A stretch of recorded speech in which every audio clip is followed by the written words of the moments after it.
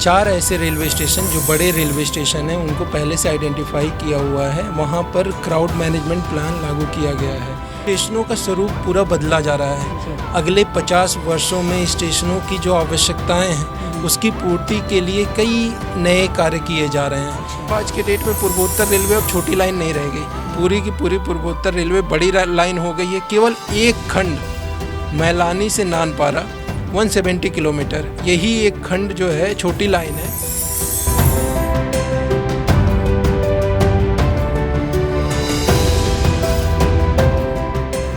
नमस्कार, north eastern railway podcast में आप सभी का बहुत बहुत स्वागत है। मैं हूँ दीप्ति और आज हम सभी बातें नहीं करेंगे, यानी कि आज हम बहुत सारी बातें सुनने वाले हैं, क्योंकि आपके बहुत सारे सवाल हमारे पास आए हुए हैं जिनका जवाब आज हम जानेंगे।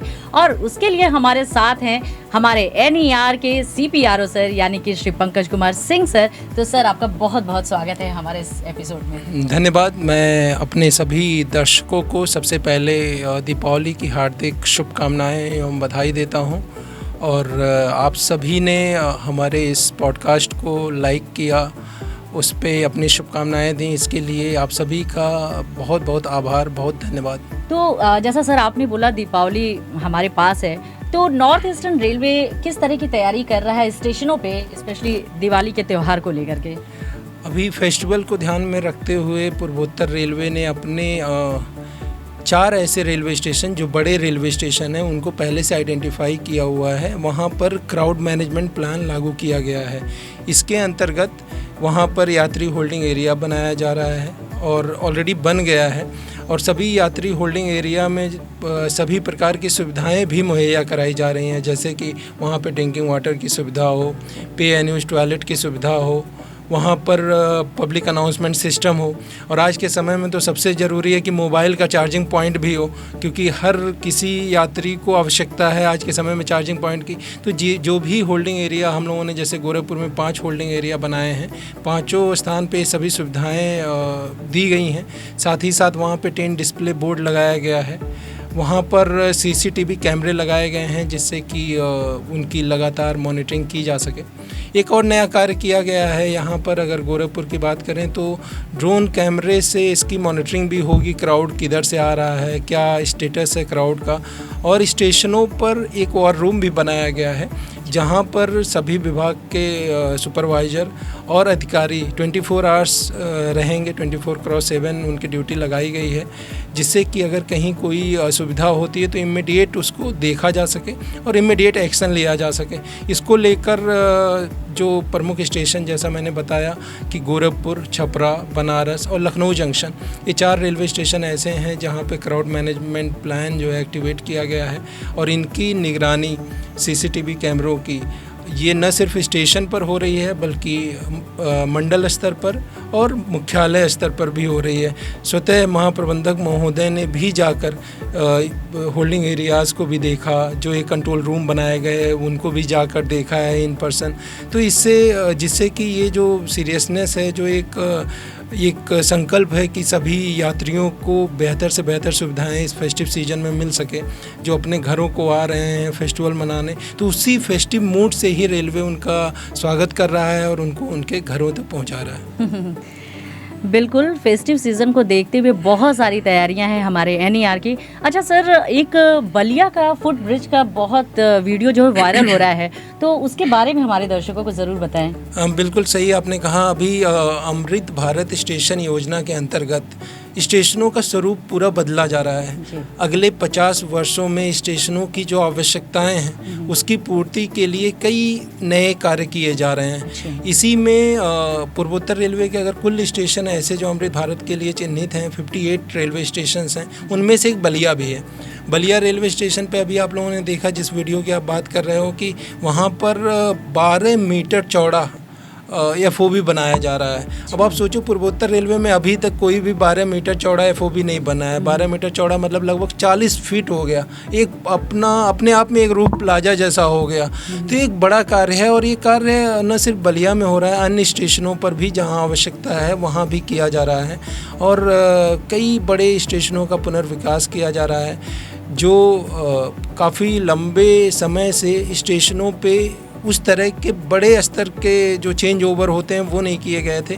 तो इसमें ये जो कॉन्सेप्ट आया अमृत भारत स्टेशन का, इसमें ये है कि जो लोकल संस्कृति है, लोकल जो वहाँ की सभ्यता है, जो लोकल कल्चर है, जो वहाँ पे लोकल बिल्डिंग्स हैं फेमस, उसको कहीं ना कहीं स्टेशन की व्यू में सम्मिलित करने का प्रयास किया गया है और इस दिशा में कार्य करके स्टेशनों की डिज़ाइन बनाई गई है और अब उस पर क्रियान्वयन हो रहा है। और बलिया तो एक वानगी मात्र है। अभी आप लोगों ने देखा उसके पहले गोमती नगर रेलवे स्टेशन को पूर्वोत्तर रेलवे का पहला जो redeveloped station Amrit Bharat station योजना के अंतर्गत हुआ, किस प्रकार से पूरा का पूरा स्टेशन का स्वरूप बदल गया है और एकदम मॉडर्न आर्किटेक्चर का उसमें यूज़ किया गया। आप सभी ने उसके फ़ोटोज़ वीडियोज़ देखे होंगे। तो लगातार रेलवे इस दिशा में कार्य कर रही है कि यात्रियों को बेहतर से बेहतर सुविधाएं दी जा सकें। हमारे सोशल हैंडल्स पे बहुत सारे सवाल, कमेंट्स बहुत सारे आए थे और उसमें बहुत सारे सवाल भी थे। तो मुझे लगता है कि अब सवालों की तरफ बढ़ते हैं। तो सबसे पहला जो सवाल मेरे सामने है वो ये है कि एडिशनल जो ट्रेनें चल रही हैं उनकी जानकारी के लिए आप लोगों ने बेहद डिमांड की है। तो सर इसके बारे में हम आपसे जानना चाहेंगे। एक्चुअली जो ट्रेनों की प्लानिंग की गई है इस फेस्टिवल सीजन में, वो कि कहाँ से यात्रियों की डिमांड ज़्यादा है उसके अनुरूप की गई है। और ऑलमोस्ट जो पूर्वोत्तर रेलवे के जितने भी रूट हैं सभी रूट्स पे हम लोग ट्रेनें चला रहे हैं और रिकॉर्ड संख्या में स्पेशल ट्रेनें, जैसा कि पिछली बार मैंने बताया था, वो चलाई जा रही हैं। और अभी आज से ही डेली बेसिस पे कि कल कौन सी ट्रेन चलेगी, अगले दिन कौन सी ट्रेन चलेगी, कितनी स्पेशल ट्रेनें चलेंगी, किस डेस्टिनेशन से चलेंगी, उसकी सभी जानकारी हम लोग अपने सोशल मीडिया के जो आधिकारिक हैंडल हैं डेली बेसिस पे शेयर करेंगे।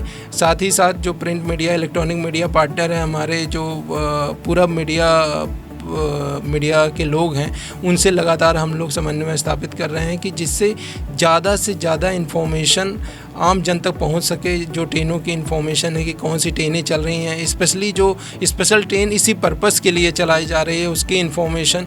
और इस दिशा में और भी कई विशेष प्रयास किए गए हैं, जैसे कि लोगों को जागरूक करने के लिए स्टेशनों पर भी अनाउंसमेंट किया जा रहा है स्पेशल ट्रेनों से संबंधित, जिससे कि इन जनरल क्या होता है कि जो जनरल क्लास के पैसेंजर होते हैं उनको कहीं ना कहीं स्टेशनों पर अनाउंसमेंट सुन के जो उनको जो सिस्टम बनाया गया है कि होल्डिंग एरिया में उनको बिठा के उनको अनाउंसमेंट करके, अनाउंसमेंट के माध्यम से उनके पास जाके कि आपकी ट्रेन आप कहाँ जाने वाले हैं उसके हिसाब से सेग्रीगेट किया जाएगा, फिर उनको उनकी ट्रेन में बिठाया जाएगा। ये सभी प्लानिंग रेलवे ने की है जिससे इस फेस्टिव सीजन में लोग अपने घरों को आ सकें, दीपावली मना सकें, छठ मना सकें और वापस फिर अपने कार्यस्थल को, अपने गंतव्य स्थान को जा सकें।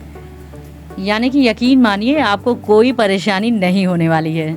सर जो अगला सवाल है हमारे दर्शकों का वो ये है कि कई लोगों ने ये कहा है कि ट्रेन के स्टॉपेज को बढ़ाया जाए, तो इसके बारे में आप उन्हें क्या बताएंगे? देखिए, मैंने देखा कमेंट्स सभी के बहुत अच्छे कमेंट्स आए हैं और कई अच्छे फीडबैक भी प्राप्त होते हैं जब हम लोग इस तरह के प्रोग्राम में लोगों के कमेंट्स देखते हैं। दो तरह के कमेंट्स हैं। एक तो ये है कि जो एक्सप्रेस ट्रेनें हैं उनको बहुत स्लो किया जा रहा है क्योंकि उनके स्टॉपेज बढ़ गए हैं, और वहीं दूसरे कमेंट ऐसे हैं कि इन ट्रेनों के स्टॉपेजेज और होने चाहिए।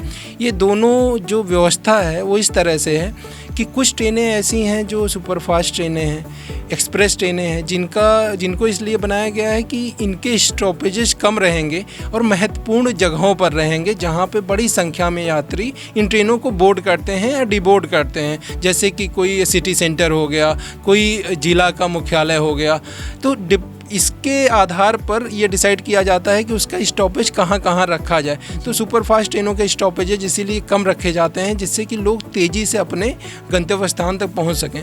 वहीं जो डेली कम्यूटर्स हैं, यानी कि रोज़ यात्रा करने वाले, जैसे छात्र हो गए, कुछ जो डेली जिनको ड्यूटी पे जाना है, नौकरी करने वाले लोग हैं, उनके लिए, तो ऐसे लोगों के लिए पैसेंजर सवारी गाड़ियाँ चलती हैं जो हर स्टॉपेज पे रुकती हुई जाती हैं। तो दोनों अलग अलग व्यवस्थाएं हैं और दोनों को मर्ज भी किया जाता है। जैसे आप मान लीजिए कि फॉर एग्जांपल कि आपको पीपीगंज से चलना है, तो पीपीगंज में हर ट्रेन को रोकना, एक एग्जांपल के तौर पे कह रहे हैं, वो संभव नहीं हो सकता क्योंकि आपके पास में 20 किलोमीटर पास में गोरखपुर है। तो गोरखपुर से अगर आते हैं तो गोरखपुर से बहुत बड़ी संख्या में लोग जा रहे हैं, तो आप यहाँ से जा सकते हैं। तो इसी प्रकार से हर जगह, अगर आपके लखनऊ की विसिनिटी में आसपास कहीं हैं, गोंडा की विसिनिटी में हैं, तो कोशिश ये रहती है कि जो सुपर फास्ट ट्रेनें हैं उनका स्टॉपेज बड़े स्थानों पे किया जाए, जिससे कि उनको यात्रा के दौरान कम समय लगे।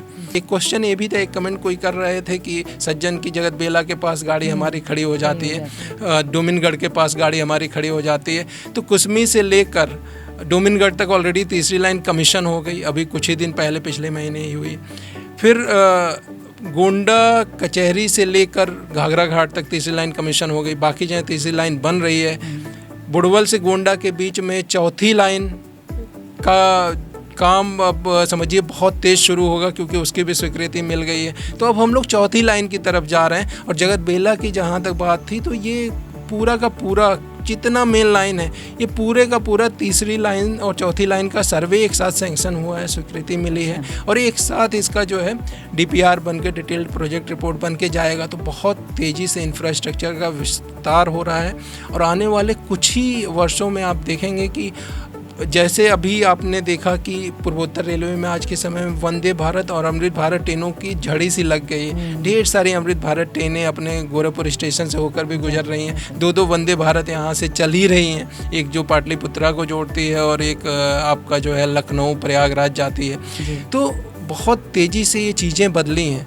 ये वंदे भारत जो स्वदेशी निर्मित ट्रेन है, यह एक ट्रेन ही नहीं है, यह एक मेक इन इंडिया का एक बहुत बड़ा एग्जाम्पल है, जो छोटे छोटे गाँवों से होकर जब गुजरती है, लोग देखते हैं कि जो ट्रेनें देखने के लिए पहले आपको भारत से बाहर जाना पड़ता था, आज उस ट्रेन में आप आराम से सफ़र कर सकते हैं। तो बहुत बड़ा बदलाव है, तेज़ी से हो रहा है। और जो भी जहाँ भी ऐसा लग रहा है कि गैप है, उस गैप को फिल करने की बहुत तेज़ी से कोशिश की जा रही है। और बहुत जल्द ये बदलाव पूरी तरह से, जब काफ़ी ट्रेनें हमारी तेज़ स्पीड से भी चलेंगी, और जैसा मैंने बताया कि 130 स्पीड करने के लिए बहुत तेज़ी से कार्य किया जा रहा है, और उसके आगे के बारे में विजन रखा गया है कि 130 से 160 कैसे करना है।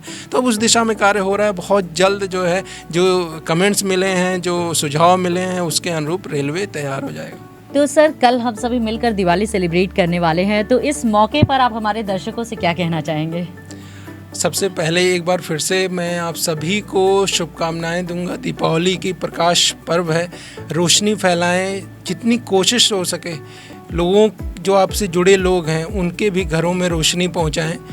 और इसके साथ ही रेलवे की तरफ से एक अपील है कि जब भी ट्रेन में ट्रैवल करें तो जो नॉर्म्स हैं उसका पालन करें। किसी भी प्रकार का ज्वलनशील पदार्थ, चाहे वो आतिशबाजी का सामान हो, चाहे वो पटाखे हों, या फिर पेट्रोल हो, फिल्म हो, सिलेंडर हो, इस तरह की चीज़ें पब्लिक प्लेस पे ले जाना, रेलवे प्रेमाइसिस पे ले जाना, ट्रेन में ले जाना प्रतिबंधित है।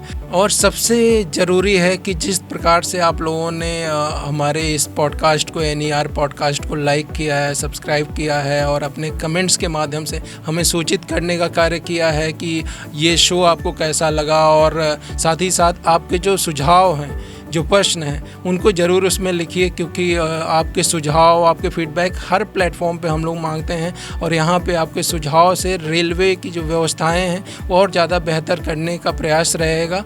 और इसी के साथ मैं अपनी बात को समाप्त करता हूँ। तो दोस्तों, जल्द मिलेंगे आपसे अगले पॉडकास्ट में। तब तक सुरक्षित रहिए, सजग रहिए और जमकर दिवाली मनाइए। आप सभी को हैप्पी दिवाली।